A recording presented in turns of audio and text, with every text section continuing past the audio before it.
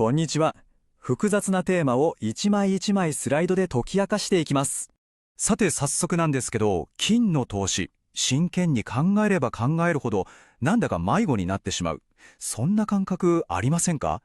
現物がいいとか、いやいや ETF の方が手軽でしょとか、もう情報が多すぎて結局どうすればいいんだって、もしそう感じているなら大丈夫です。実はほとんどの人が全く同じ迷路にいるんですよね。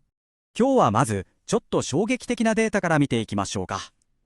これすでに金を保有している投資家へのアンケートなんですけど、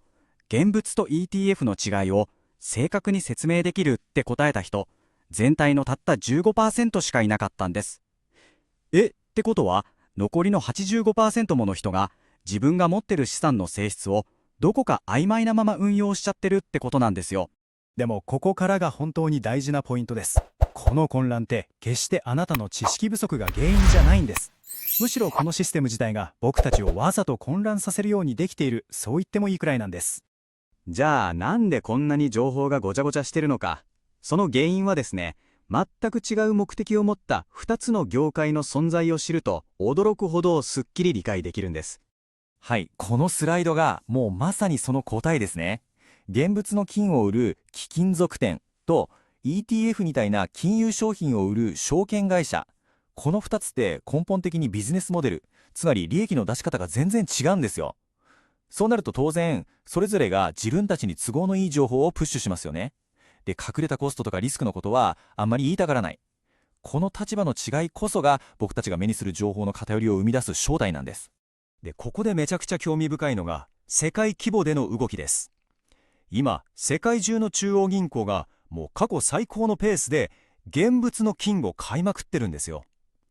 これって特定の国の通貨、ドルですよね。その依存から抜け出そうとする、静かだけどものすごく確実な大きな流れの表れなんです。ではここから2つの選択肢が持つ本当のトレードオフ、つまり目に見えるコストと隠されたリスクをフェアに比較していきましょう。まずは多くの人が意外と見落としがちな現物ゴールドのコストからです。現物ゴールドを持つには大きく3つの隠れたコストがあります。まず1つ目はスプレッド。これ買う値段と売る値段の差のことです。つまり買った瞬間にすでに数パーセントのマイナスからスタートするってことですね。で次に2つ目、保管コスト。自宅の金庫だったり銀行の貸金庫だったり、年間に数万円の維持費がずーっとかかります。そして最後3つ目が流動性。急にお金が必要になっても ETF みたいにクリック1つ数秒で売るなんてことはできないわけです。これだけのコストとか手間を考えると、普通に考えたら取引所で簡単に売買できる ETF の方が圧倒的に優れた選択肢に思えますよね。でも ETF には一つだけ最悪の場合致命的になりうる隠れた弱点があるんです。それがこのカウンターパーティーリスクってやつです。 ETF って結局は金融機関が発行した紙の証券なんですよね。つまりあなたが持っているのは金そのものじゃなくて、あくまで金との交換を要求できる権利でしかないってことなんです。この例えがその違いをすごくわかりやすく教えてくれます。現物の金を持つっていうのは重たいコートを自分でずっと着ているようなもの。ちょっと不便ですけど何があっても 100% 自分を守ってくれます。一方で ETF っていうのはそのコートの預かり札。身軽で便利ですよね。でももしそのお店自体が火事で燃えちゃったら、その札はただの紙切れになっちゃうわけです。さあ、ここで最も重要な転換点です。僕たちは今まで商品を比べてきました。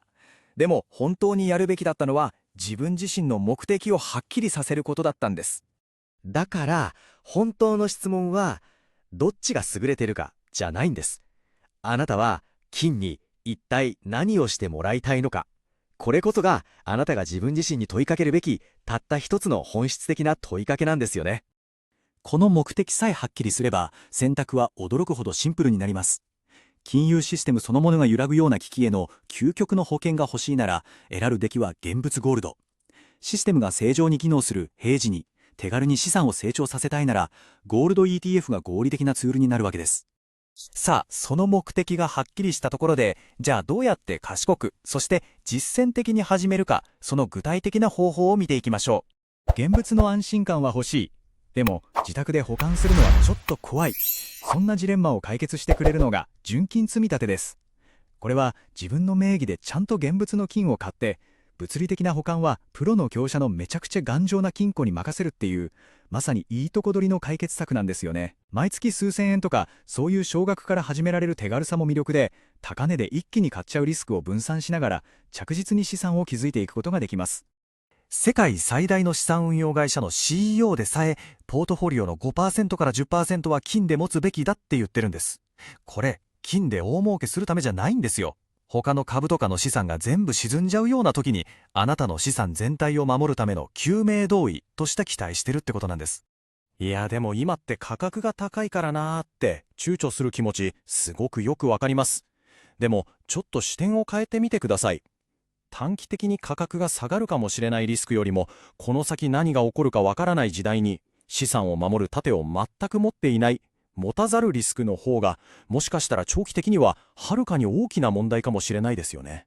さて最後に、現物ゴールドが持っている普段はめったに語られない、でも実はものすごく重要な側面についてお話しさせてください。それは相続の場面での役割です。人が亡くなったっていう事実を金融機関が知った瞬間、その人の銀行口座や証券口座って全部一瞬で凍結されるんです。